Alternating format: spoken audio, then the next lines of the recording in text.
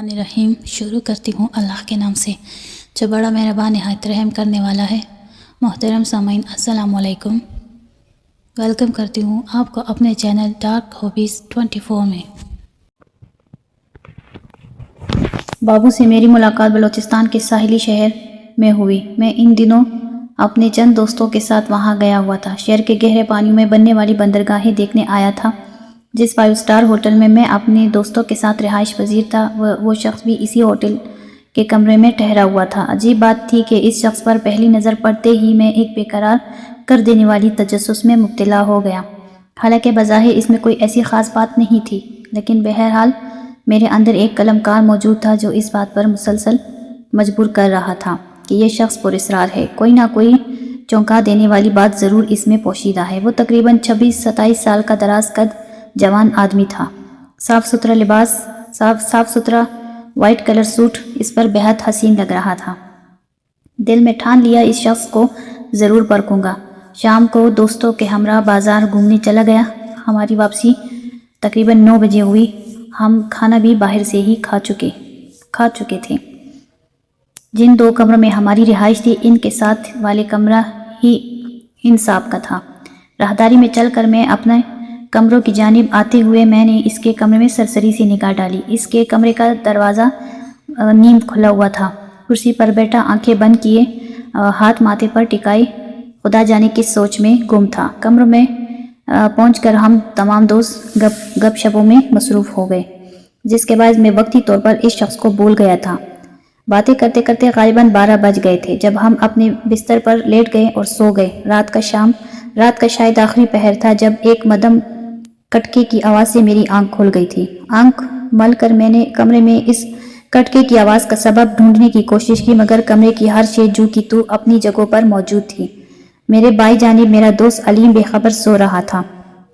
Table پر شیشے کے جگ اور گلاس سالم حالت میں موجود تھے۔ میرا دماغ پوری طرح سے جاگ چکا تھا، جس کے لیے الجھن میں پڑ جانا ضروری ہوتا، مگر میرے اندر جیسے ایک نامعلوم قوت مسلسل الجھن اور پریشانی میں مبتلا کرنے پر تلا ہوا تھا۔ اچانک میرے ذہن میں ایک جھماکا سا ہوا اور میں اچھل پڑا۔ میری اس بے ساختہ حرکت کا سبب وہ شخص تھا جو اچانک ہی میری یادداشت کی اسکرین پر نمود ہوا تھا۔ وہ شخص میرے کمرے میں موجود تھا۔ نہ جانے کیوں وہ یاد آتے ہی میرے جسم کے اندر عجیب سی سنسنی دوڑنے لگی۔ ایک ہیجان سا پورے بدن پر محسوس ہونے لگا۔ بے اختیار جی چاہنے لگا کہ جا کر اس کے کمرے میں جھانکوں۔ چند لمحوں کے لیے اس بے ساختہ امڑنے والی خواہش کی نفی میں سوچتا رہا، لیکن وہ خواہش اتنی شدید اور پر وقت تھی کہ اسے مسترد کرنے کی تمام دلیلیں ناکام ہو گئی۔ اگلے ہی لمحے میرے قدم دروازے کی جانب اٹھنے لگے۔ دروازہ کھول کر میں باہر نکلا اور راہداری بازار قریب بند ہو چکا تھا۔ سامنے سڑک پر اکا دکا گاڑیاں آ جا رہی تھیں۔ دبے پاؤں چلتا ہوا میں اس کے کمرے کے سامنے جار کا دروازہ اندر سے بند تھا۔ البتہ اندر کمرے میں فل روشنی محسوس ہو رہی تھی۔ میں نے چور نظروں سے پوری راہداری کا جائزہ لیا کہ کہیں کوئی میری اس حرکت کا نوٹس تو نہیں لے رہا۔ راہداری بالکل خالی تھی اور ویران تھی۔ بند دروازے کی جھری سے آنکھ لگا کر میں کمرے کے اندر جھانکنے کی کوشش کی۔ جھری گویا کہ بے حد چھوٹی تھی، مگر میں جو کچھ دیکھنے کا خواہش مند تھا وہ اس چھوٹی سی جھری میں بھی بالکل صاف نظر آ رہی تھی۔ حیرت کے خوشگوار جھونکا میرے استقبال کرنے لگا۔ وہ شخص بیڈ پر لیٹے ہونے کے بجائے کرسی پر سر جھکائے بیٹھا ہوا تھا، بالکل اسی پوزیشن میں جیسا کہ ابتدائی دنوں میں نے کمرے کے سامنے سے گزرتے ہوئے اس کو دیکھا تھا۔ اچانک میرے پیچھے ایک خفیف سی آہٹ ہوئی۔ بے ساختہ گردن موڑ کر میں نے پیچھے دیکھا۔ ایک سیاہ رنگ کی بلی محض چند قدموں کے فاصلے پر میرے پیچھے راہداری کے بیچوں بیچ کھڑی اپنی سرخ آنکھوں سے مجھے گھور رہی تھی۔ اس سیاہ بلی میں عجیب سی پراسراریت محسوس ہو رہی تھی۔ یہی وجہ تھی کہ چند سرد لہریں بے اختیار مجھے اپنی لپیٹ میں لینے لگی۔ بلی کے سراپا کا جائزہ ابھی تک میں نے مکمل نہیں لیا تھا۔ یکاہت دروازہ گو کہ آہستہ کھلا تھا، لیکن مجھے یوں لگا جیسے میرے پیچھے کوئی بم پٹا ہو۔ وہ شخص دروازے کے درمیان میں کھڑا الجھی ہوئی نظروں سے مجھے دیکھ رہا تھا۔ شاید احساس جرم کے باعث لمحہ بھر کے لیے میری ٹانگوں کا نپ کر کے رہ گئی۔ میری حالت اس وقت اس چور کی سی تھی جسے رنگے ہاتھوں پکڑا گیا ہو۔ کتھی سمجھ میں نہیں آ رہا تھا کہ اس نازک ترین موقع پر کیا جواز گڑھوں۔ بہرحال میری مشکل اسی شخص نے خود ہی آسان کر دی۔ اس نے پوچھا، جی خیریت تو ہے؟ میں نے اپنی بوکھلاہٹ پر ختم المکان قابو پانے کی کوشش کرتے ہوئے کہا، جی وہ دراصل میں ادھر سے گزر رہا تھا، آپ کے کمرے میں روشنی دیکھ کر جھانکنے کی جسارت کر بیٹھا۔ اس نے غور سے سراپا میرا جائزہ لیا، پھر بولا، آپ غالباً 7 والے کمرے میں رہتے ہیں؟ میں نے کہا، جی ہاں، آپ کے کمرے میں آپ کے 7 والے کمرہ ہم لوگوں کا ہے اور میرے دوستوں کے تصرف میں ہے۔ اس نے اچانک پیچھے ہٹ کر کہا، آئیے آئیے اندر آئیے۔ اس اندر آنے کی دعوت میرے لیے کتھی غیر متوقع تھی، لیکن بہرحال مجھے تو ایک بہانہ چاہیے تھا، سو میں بے دھڑک کمرے میں داخل ہو گیا۔ مجھے کرسی پر بیٹھنے کا اشارہ کرتے ہوئے وہ خود بیڈ پر بیٹھ گیا۔ کمرے پر میں نے ایک نگاہ خاص ڈالی۔ کمرہ بے حد سادگی اور خوبصورت انداز میں سجا ہوا تھا۔ ہر چیز نفاست اور سلیقے سے اپنی جگہ رکھی گئی تھی۔ کمرے کا جائزہ لینے کے بعد میں نے اس کی جانب دیکھا۔ مجھے اپنی جانب دیکھتے پا کر اس نے اپنا تعارف کرایا۔ میرا نام غلام حسین ہے، بابو پیار سے کہتے ہیں۔ میرا تعلق صوبہ سندھ سے ہے، سانگڑ شہر میں رہتا ہوں۔ میں نے مسکرا کر کہا، واہ بہت خوب، کیا حسن اتفاق ہے، میں بھی اسی ضلع کا باسی ہوں۔ اس نے اپنی جگہ چھوڑ کر مجھے گلے سے لگاتے ہوئے کہا، یعنی آپ بھی ضلع سانگڑ میں رہتے ہیں؟ اسے بغل میں سماتے ہوئے میں نے مسرت لہجے میں کہا، جی ہاں، میں بھی سانگڑ ہی میں رہتا ہوں۔ وہ مجھے دیر تک گلے سے لگائے رکھا۔ تھوڑی دیر بعد ہم دونوں آمنے سامنے بیٹھے کچھ یوں بے تکلفی سے باتیں کرتے رہے، گویا برسوں کی شناسائی ہو۔ مختلف موضوعات پر باتیں کرنے کے بعد میں نے اس سے معذرت خواہ انداز میں کہا، بابو جی معاف کرنا، میں نے ایک جھوٹ بولا تھا آپ سے۔ وہ سوالیہ نظروں سے مجھے دیکھنے لگا۔ میں نے کہا، دراصل میں آپ کے کمرے کے سامنے سے گزر نہیں رہا تھا، بلکہ دانستہ دروازے سے جھانکنے لگا تھا۔ اس نے قدرے الجھن آمیز مسکراہٹ کے ساتھ پوچھا، وجہ آپ بتا سکتے ہیں؟ میں نے کہا، اصل بات یہ ہے کہ کل دن میں پہلی بات آپ کو دیکھتے ہوئے نہ جانے کیوں مجھے ایسا لگا تھا جیسے عام انسانوں سے آپ مختلف ہیں۔ گو کہ اس بات کی کوئی تو توجہ پیش نہیں کر سکوں گا، لیکن اتنا ضرور کہوں گا کہ آپ میں کوئی نہ کوئی انوکھی بات چھپی ہوئی ہے۔ اوہو، یہ بات ہے؟ اس نے ایک طویل سانس خارج کی، مگر آپ اس قدر دلچسپی کیوں لے رہے ہیں؟ میں نے کہا، بابو جی میں ایک کہانی کار ہوں، حقیقی کرداروں کی مجھے سدا تلاش رہتی ہے۔ میری بات سن کر اس کے چہرے پر یکائک چمک سی آ گئی۔ بولا، واہ یہ تو بہت اچھی بات ہے، کیا آپ میری کہانی لکھ سکتے ہیں؟ میں نے کہا، آپ کی کہانی؟ ہاں، پھر ضرور، کیوں نہیں، آپ بتائیے۔ اس نے پر یقین لہجے میں کہا، 100% یقین ہے کہ میری کہانی آپ کو آپ کے معیار کے مطابق اور انشاءاللہ پسند بھی آئے گی۔ تو پھر بسم اللہ کر کے سنائی بابو جی، میں نے فرمائش کی۔ اس نے ایک ٹھنڈی آہ بھری اور نظریں اٹھا کر چھت کو گھورنے لگا۔ انداز بتا رہا تھا کہ وہ کچھ یاد کرنے کی کوشش کر رہا تھا۔ میں اس کی جاری منتظر نگاہوں سے دیکھنے لگا۔ کافی دیر بعد چھت سے نظریں ہٹا کر اس نے میری جانب منتقل کی اور بولا، یہ آج سے 8 سال پہلے کی بات ہے۔ ان دنوں میں نیا حیدرآباد یونیورسٹی میں داخل ہوا تھا۔ ہفتہ وار تعطیلات میں کبھی کبھار میں اپنی گھر بھی جایا کرتا تھا۔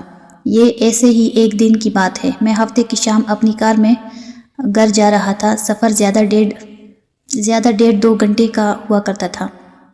بدقسمتی سے میری گاڑی آدھے راستے میں خراب ہو گئی۔ اپنی بساط کے مطابق انجن سے ٹیک لگائے میں آس پاس کا جائزہ لینے لگا۔ یہ جگہ آبادی سے قدرے پرے تھی۔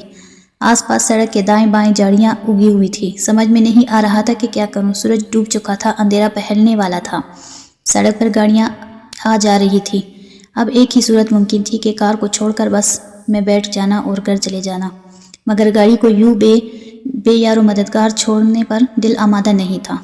سوچ کے انہیں بھی بول بلیوں میں بھٹک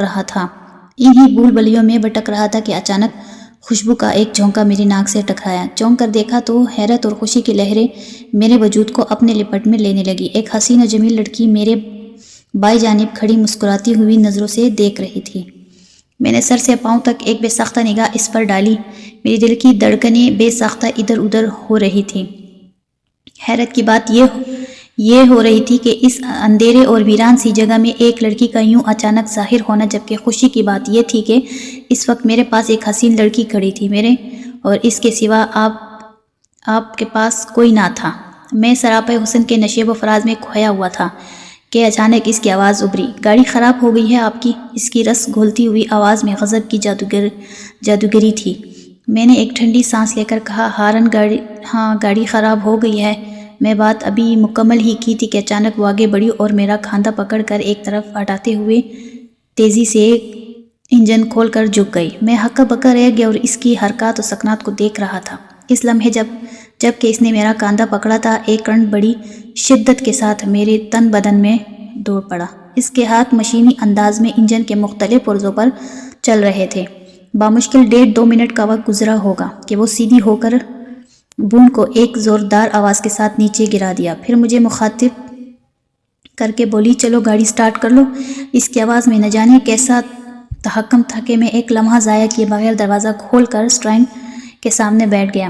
چابی کنیکشن میں لگی ہوئی تھی۔ میں ایکسیلیٹر تھوڑا سا دبا کر چابی گھمائی تو چابی کے گھومتے ہی انجن بیدار ہو کر غرانے لگا۔ نظریں اٹھا کر ونڈو اسکرین کے پاس کھڑی ہوئی اس جادوگرنی کو دیکھا جس نے ایک حیرت انگیز کارنامہ انجام دیا تھا۔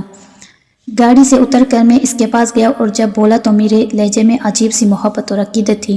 میں نے کہا، میرے محسن، میری سمجھ میں نہیں آ رہا کہ آپ کا کیسے شکریہ ادا کروں۔ وہ ایک دم کھلکھلا کر ہنس پڑی۔